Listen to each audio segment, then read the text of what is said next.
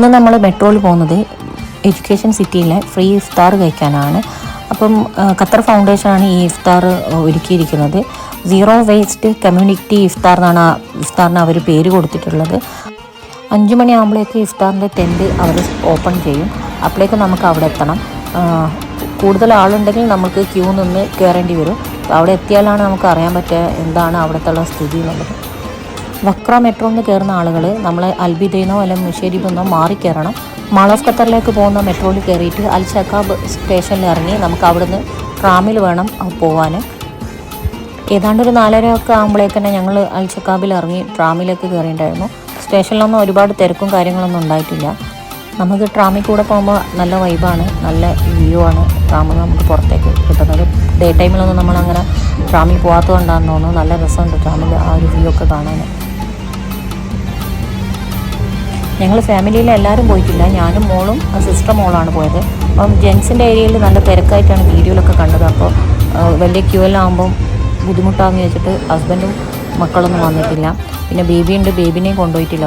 ലേഡീസിൻ്റെയിലും തിരക്കാണെങ്കിൽ പിന്നെ ക്യൂ ഒക്കെ നിന്ന് ബുദ്ധിമുട്ടുണ്ടാകുമെന്ന് വിചാരിച്ചിട്ട് ഞങ്ങൾ മക്കളൊന്നും എടുക്കാണ്ടാണ് പോയത്. പക്ഷേ അവിടെ എത്തിയപ്പോൾ ഇങ്ങനെ ആളുകൾ വന്നുകൊണ്ട് നിൽക്കുന്നുണ്ടായിരുന്നു. ഞങ്ങളായിരുന്നു ഫസ്റ്റ് എത്തിയത്.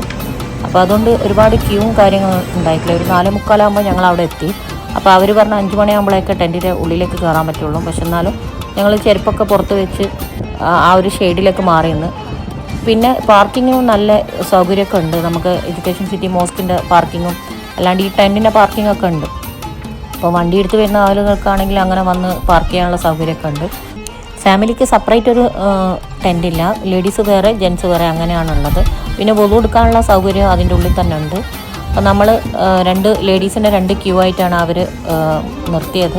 അപ്പോൾ കയറുമ്പോൾ തന്നെ നമുക്ക് വെള്ളവും പിന്നെ ഇതുപോലെ തന്നെ ഒരു കാരക്കൻ്റെ ചെറിയൊരു പാക്കറ്റും തരും.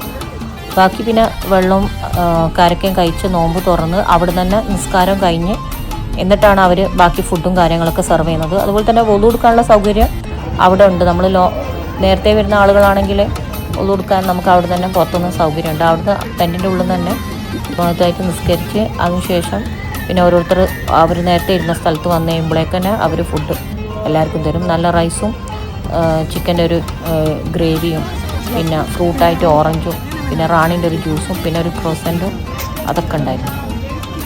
മഗ്‌രിബിൻ്റെ സമയമാകുമ്പോഴേക്ക് ആ ഹാള് ഫുള്ളായിട്ട് നിറഞ്ഞിട്ടുണ്ടായിരുന്നു. ഞങ്ങൾ ഫസ്റ്റ് കയറിയതുകൊണ്ട് നമുക്ക് അത്ര തിരക്കും ബുദ്ധിമുട്ടൊന്നും ഉണ്ടായിട്ടില്ല. പക്ഷേ എന്നാലും നേരത്തെ പോകുന്നത് തന്നെയായിരിക്കും നല്ലത്. ആരെങ്കിലും പോകാൻ ഉദ്ദേശിക്കുന്നുണ്ടെങ്കിൽ നേരത്തെ തന്നെ പോയി വരുത്തായിരിക്കും നല്ലത്. ഞങ്ങൾ പിന്നെ നിസ്കാരം കഴിഞ്ഞ് അപ്പോഴേക്ക് തന്നെ വേഗം തന്നെ വന്നു. തിരിച്ചു പോരുമ്പോൾ ട്രാം നല്ല ഫുള്ളായിരുന്നു. എല്ലാ